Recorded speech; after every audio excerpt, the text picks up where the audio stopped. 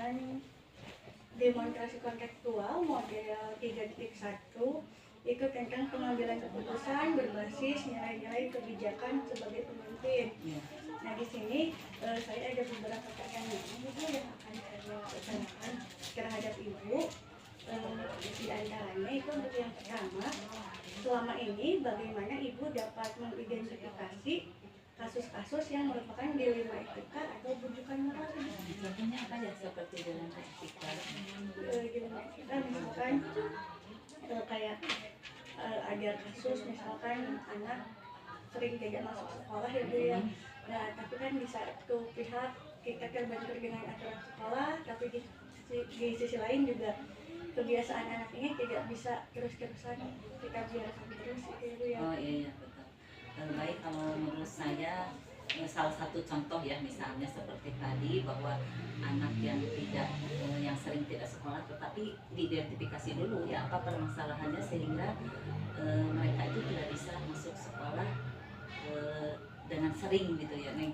Nah kalau misalnya nanti diidentifikasi kalau misalnya kasus siswa itu adalah karena ketidakmampuan untuk misalnya di dalam ongkos ya salah satu contohnya, maka kami sebagai pihak sekolah pasti ada kebijakan-kebijakan yang akan diambil sehingga siswa itu setelah kita peringati, setelah kita panggil, baru kemudian diambil solusinya ya, misalnya seperti dibantulah ongkosnya misalnya seperti itu. Nah sehingga siswa itu tidak lagi tidak sekolah tetapi berarti ada proses untuk mengidentifikasinya dulu ya Bu ya, kemudian kita cari solusinya atau tindak lanjut lagi lanjut lagi ya Bu. Kemudian Ibu untuk selama ini juga bagaimana Ibu menjalankan pengambilan keputusan di sekolah gitu Bu, terutama pada kasus dilema etika ini. Untuk pengambilan keputusan kalau misalnya kasusnya ringan ya itu bisa saja langsung diputuskan ya, pengambilan keputusannya apa gitu ya. Tapi kalau misalnya dilemanya rumit, nah pasti saya akan berdiskusi dulu dengan tim manajemen terutama, baru kemudian diambil keputusan. Berarti dilihat dulu dari segi kasusnya dulu ya Bu ya. Apabila ringan berarti ya sudah di situ saja dilakukan tindakan untuk mengambil keputusan. Kalau memang kasusnya agak berat berarti ya harus dibicarakan dengan manajemen dulu ya Bu.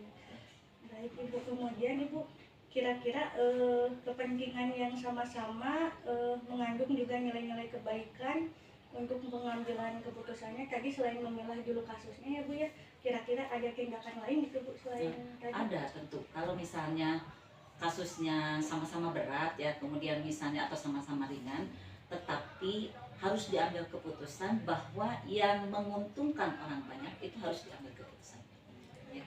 Jadi jangan yang merugikan banyak orang diambil keputusannya sehingga kan nanti akan ramai ya. Tetapi kalau yang banyak kebaikannya itu harus diambil keputusan. Berarti yang harus mementingkan orang banyak gitu ya Bu, untuk kepentingan bersama. Baik Ibu, selanjutnya Ibu kira-kira ada langkah-langkah atau prosedur yang biasa dilakukan Ibu selama ini? Iya, ada tentu prosedurnya. Ketika ada laporan atau ada permasalahan saya pertimbangkan dulu oleh sendiri, tapi kalau misalnya oleh sendiri tidak bisa diputuskan, maka saya mengambil langkah dan diskusikan dengan teman-teman dari tim manajemen untuk mencari berbagai solusinya. Nah nanti solusi-solusi itu mana yang lebih baik, yang lebih menguntungkan orang banyak, tadi baru diambil keputusan. Tetap ya Bu ya, dipilih untuk kepentingan bersama ya Bu ya. Kemudian Bu, ini untuk hal-hal apa saja yang selama ini merupakan tantangan dalam pengambilan keputusan dalam dilema etika? Tantangannya banyak ya, tantangannya karena kadang-kadang dilema itu tidak sesuai dengan aturan. Nah kalau tidak sesuai dengan aturan, kami pun akhirnya bimbang untuk mengambil keputusan.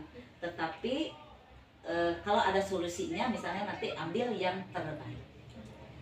Selain itu Bu, apakah ada lagi tantangan yang lainnya selain dari yang dilema ya Bu ya, kita Mm-mm. harus mengambil yang terbaik, yang lainnya mungkin. Iya, kalau tantangannya selain yang tadi, misalnya sudah diambil keputusan tetapi masih ada yang menentang, nah itu juga harus diselesaikan. Caranya mungkin Ibu boleh. Ya caranya seperti tadi. Jadi kalau misalnya eh, ada lagi yang tidak setuju, misalnya ya, kita panggil orangnya, ya kemudian kita rundingkan maunya seperti apa. Tetapi kalau misalnya eh, kemauannya merugikan orang banyak, itu tidak bisa. Jadi tetap kita harus mengambil yang menguntungkan orang banyak. Kemudian apakah mempunyai jadwal tertentu Ibu dalam sebuah pengambilan keputusan dilema etika ini? Oh tidak ya, tergantung situasi dan kondisi saja. Tergantung ya. Ya. Selanjutnya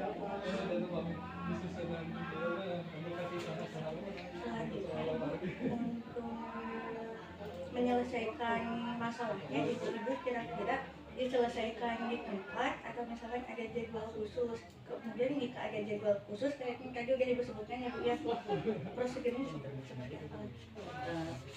Kalau seperti tadi ya, kalau masalahnya ringan itu bisa langsung ya di tempat. Tetapi kalau misalnya masalahnya berat, pasti akan kami rundingkan dulu dengan tim manajemen.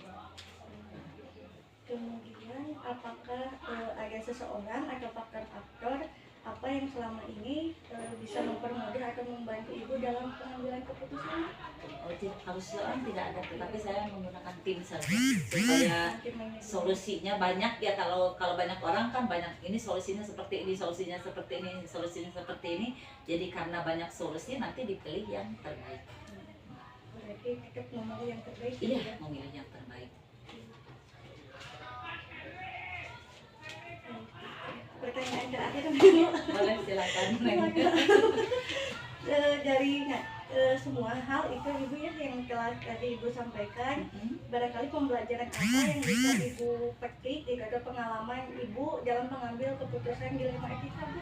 Iya, pembelajaran yang bisa diambil untuk mengambil keputusan itu memang tidak sembarangan untuk memutuskan suatu keputusan ya, tetapi tetap harus dianalisis dulu apa permasalahannya, kemudian mencari solusinya sebanyak mungkin, dan nanti diambil solusi yang terbaik yang bisa menguntungkan orang banyak.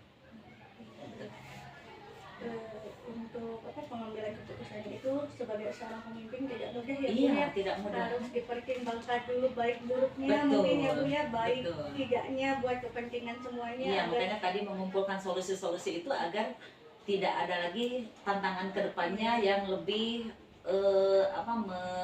nanti menjadi ricuh lah gitu, yang menjadi ricuh sehingga orang lain menjadi ada pihak iya, yang ada tidak, pihak yang tidak berkepentingan juga ikut gitu ya di dalam hal tersebut, sehingga menjadi ricuh gitu ya.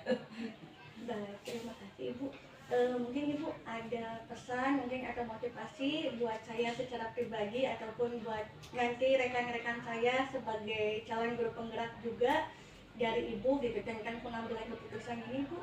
Ya, tentu salah satunya nanti jika ya Ibu Tita nanti menjadi pemimpin juga ya, karena di dalam calon guru penggerak itu kan nanti ada syarat untuk menjadi kepala sekolah ya, untuk menjadi pemimpin.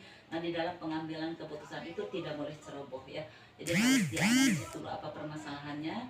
Kemudian kalau misalnya tidak bisa diselesaikan dengan sendiri, bisa berunding dengan teman atau dengan siapa saja yang dipercaya oleh Ibu Tita nanti, sehingga keputusannya bisa yang terbaik dan menguntungkan orang lain.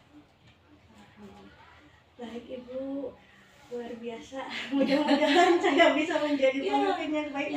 Motivasi untuk Ibu Tita harus ya, harus selesai, semangat terus ya di dalam ininya pelatihan calon guru penggeraknya.